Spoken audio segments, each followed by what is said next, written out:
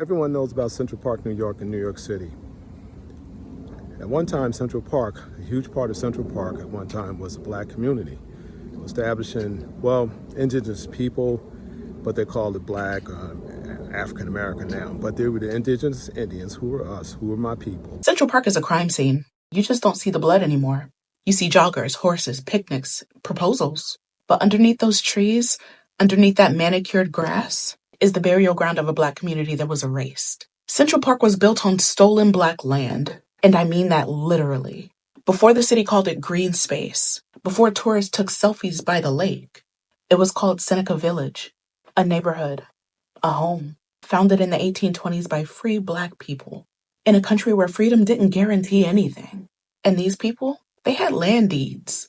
They had gardens, churches, a school. It was the largest community of black landowners in New York, and that's exactly why it was destroyed. In 1857, the city said, we need a park for the public, for the people, but not these people. They used eminent domain, which was the government's polite way of saying, give us your land or we're going to take it anyway. They bulldozed homes, they ripped up gardens, they tossed families into the streets, and they never looked back. The city erased Seneca Village like it was never there.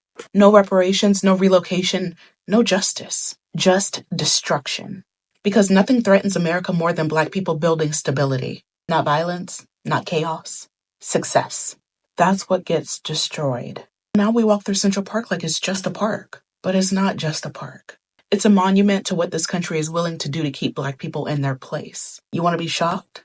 There are likely graves still under that park, unmarked, undocumented, forgotten on purpose. And while the city celebrates its historic beauty, it continues to step over black legacy, black property, and black humanity. Seneca Village deserved to grow.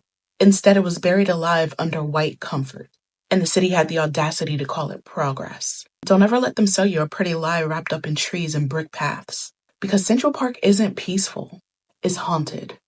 This is just an example of how we treat it in this country. See, a lot of immigrants, they don't know that.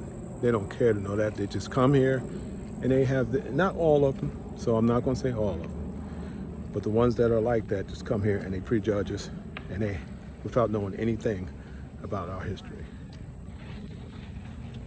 There you go.